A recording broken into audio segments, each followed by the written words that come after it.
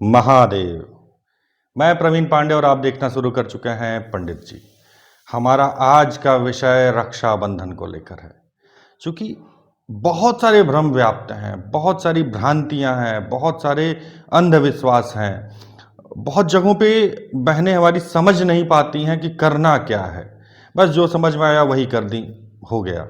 तो मुझे लगा कि भाई एक इस पे सेपरेट एक वीडियो बना दी जाए, जिससे कि आप लोगों को भी जानकारी मिल जाए कि क्या करना है क्या नहीं करना है शास्त्र संगत विधि से।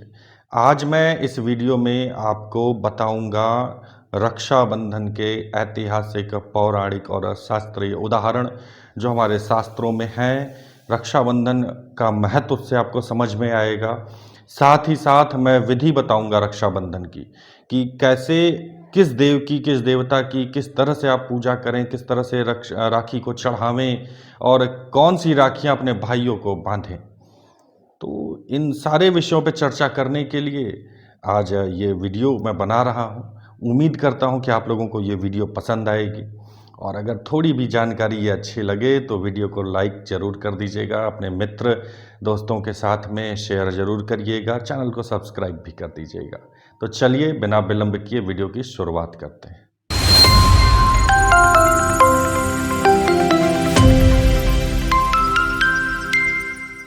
रक्षाबंधन कोई साधारण त्यौहार नहीं है। ये एक ऐसा त्यौहार है जो हर एक व्यक्ति को एक सूत्र में पिरो देता है। रक्षाबंधन, रक्षा जो होता है वो एक केवल कच्चा धागा या सूत का धागा नहीं होता है। वो विश्वास की डोरी होती है जो बहनें अपने भाइयों की कलाई पर बांधती हैं, एक विश्वास के साथ में बांधती हैं। उस विश्वास को हमारे शास्त्र, हमारे पुराण और हमारा इतिहास और भी प्रमाणित और पुष्ट कर देता है। इस वीडियो में हम यही जानेंगे, इसकी विधि को जानेंगे। मैंने पुराणों और शास्त्रों की बात की, तो इसमें जो हमें सबसे पुष्ट और स्पष्ट प्रमाण मिलता है वो वामन अवतार में, राजा बलि और वामन अवतार की कथा में मिलता है। ये कथा भगवान विष्णु, माँ लक्ष्मी और राजा बलि से संबंधित है। यहाँ पर पहली बार प्रत्यक्ष प्रमाणों में, जो हमारे पास प्रमाण उपलब्ध हैं, उनमें पहली बार रक्षाबंधन मतलब राखी, रक्षाबंधन का प्रयोग किया गया। वहां से ये परंपरा प्रारंभ हुई। कैसे प्रारंभ हुई? वामन अवतार में जब भगवान विष्णु वामन अवतार के स्वरूप में राजा बलि से 3 पग मांगे, तो उन्होंने 2 पग में ही सारे सृष्टि को नाप दिया। तीसरे पग में उन्होंने अपने सिर पे भगवान विष्णु के पग को धारण किया राजा बलि ने, और उन्हें पाताल जाना हुआ। भगवान अपने स्नेह से उन्हें पाताल लेके गए और वहीं रहने लगे। ये कथा अलग है थोड़ी सी, कि वहाँ कैसे भगवान विष्णु पहुँचे, क्यों रहने लगे, कैसे जाते हैं, कैसे आते हैं, सारी चीज़ें। तो जब वहाँ रहने लगे, माँ लक्ष्मी बड़ी दुखी हुई। उनको कोई रास्ता नहीं सूझा, तो उनको रास्ता बताया गया कि आप रक्षा सूत्र का प्रयोग करिए और राजा बलि को अपना भ्राता मतलब अपना भाई स्वीकार करिए। उस समय माँ लक्ष्मी राजा बलि को राखी बांधी, रक्षा सूत्र बांधी, और उन्होंने तब जाके भगवान विष्णु को मांगा कि प्रभु भैया आप बैकुंठ धाम इन्हें भेज दीजिए। तब जाके भगवान विष्णु बैकुंठ धाम में फिर से आए। तो यहाँ से हमें एक पुष्ट प्रमाण मिलता है। ये तो पहला उदाहरण था। दूसरा उदाहरण, आप महाभारत में चले आइए।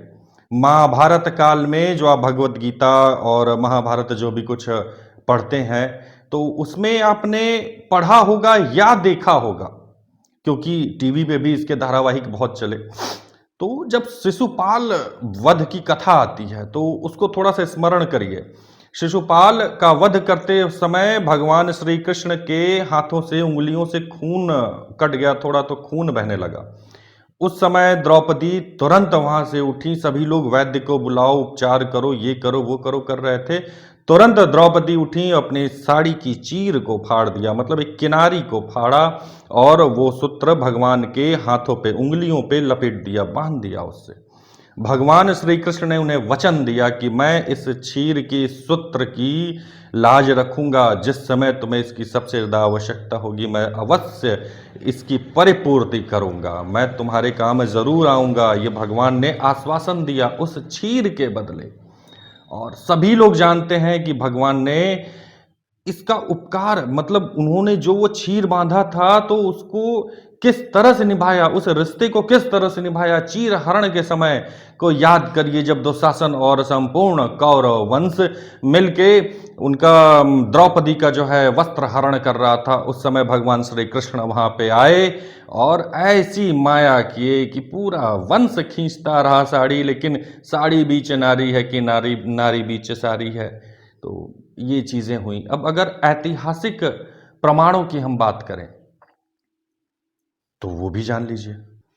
ये तो रही हमारी पौराणिक और शास्त्रीय ये प्रमाण थे। अगर हम अपने ऐतिहासिक प्रमाणों की बात करें तो चित्तौड़ की महारानी कर्णावती और हुमायूं बहादुर शाह जब आक्रमण किया था चित्तौड़ पर, तो उस समय अपनी सुरक्षा के लिए चित्तौड़ की महारानी, देखिए ये जो अपनी गाथाएं हैं, जो पौराणिक चीजें हैं, उन्हें हमें हमेशा स्मरण करते वक्त श्रद्धा और विश्वास हमारे मन में होना चाहिए।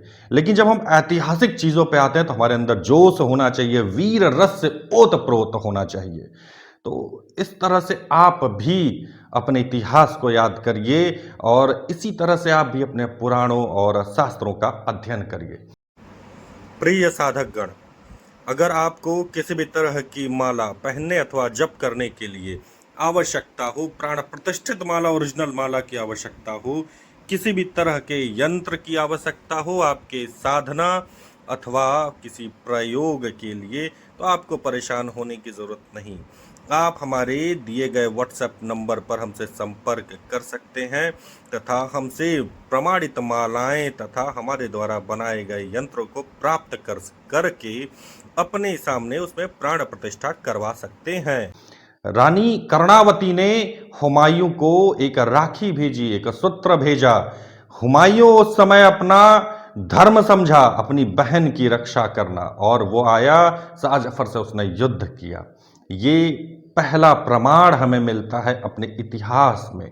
इसके आगे भी बहुत से प्रमाण होंगे, पर मेरे नॉलेज में जो है वो यही प्रमाण पहला है, तो मैं इसे ही पहला प्रमाण कहूंगा।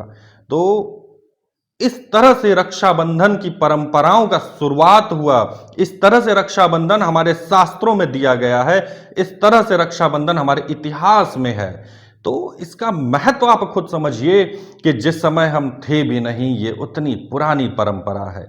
ये केवल एक परंपरा नहीं, विश्वास की परंपरा है, विश्वास की डोर है ये।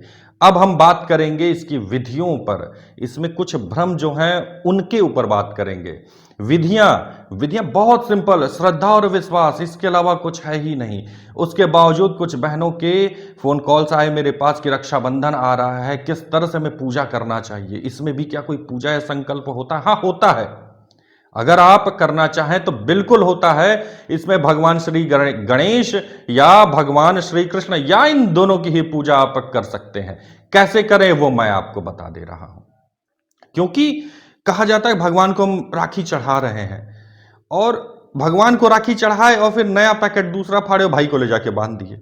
वो तो केवल एक धागा हुआ, हमारे विश्वास से भरा हुआ धागा हुआ। उस पे हमारे इष्ट का, हमारे प्रभु का तो आशीर्वाद नहीं मिला।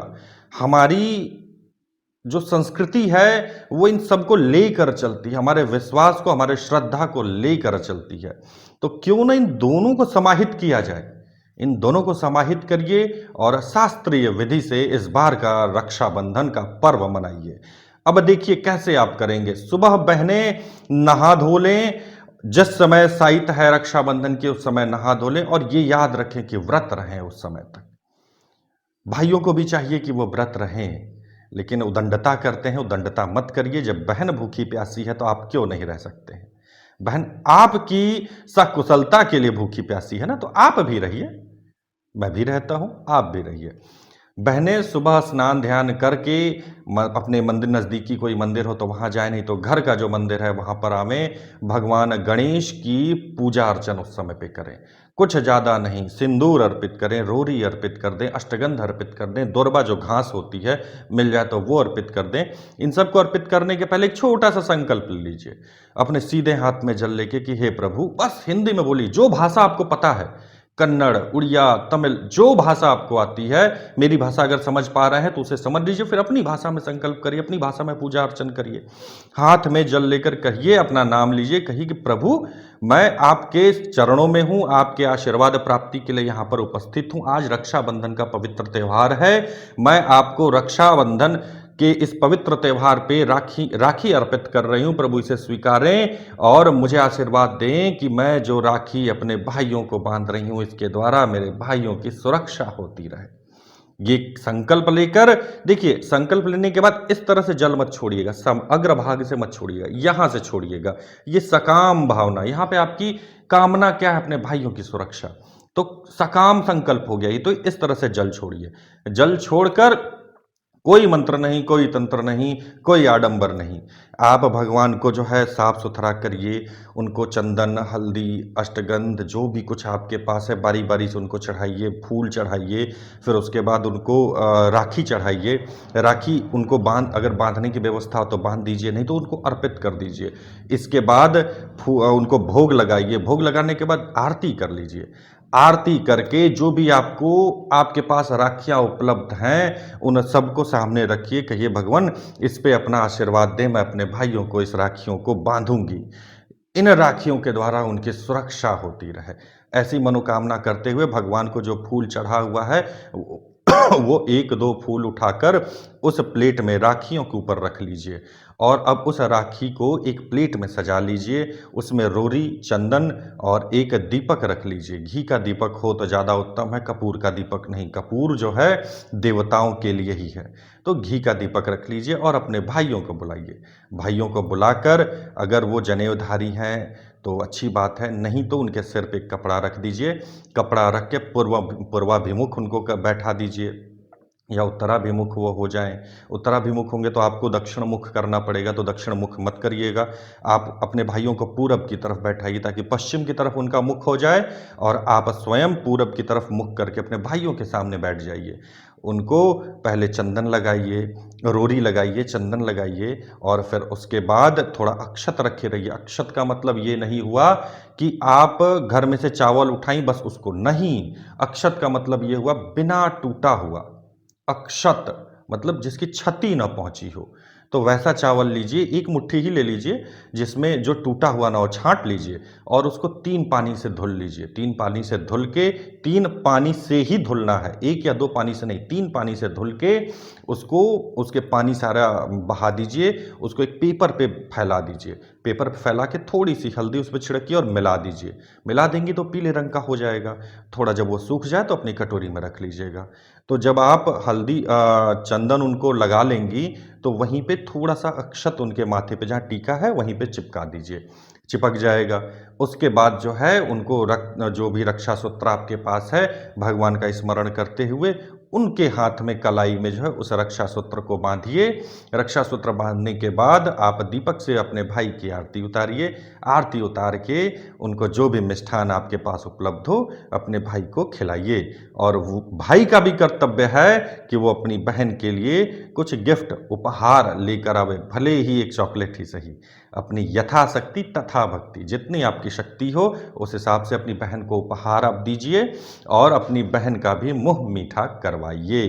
तो ये है रक्षाबंधन की विधि, ऐतिहासिक और शास्त्रीय प्रमाण, रक्षाबंधन का महत्व। तो मुझे लगता है कि रक्षाबंधन के विषय में आप अच्छे से समझ गए होंगे। बाकी अगर कोई भी शंका शेष रह गई हो तो मेरा व्हाट्सएप नंबर है ही आपके पास, आप मुझे व्हाट्सएप कर सकते हैं। तिथियां और शुभ मुहूर्त जानने के लिए आप मुझे व्हाट्सएप कर दीजिएगा। मैं अपने चैनल पर एक पोस्ट डाल दूंगा, कल परसों में डाल दूंगा, जिसमें शुभ मुहूर्त और समय निहित रहेगा। तो आज के लिए इतना ही। महादेव।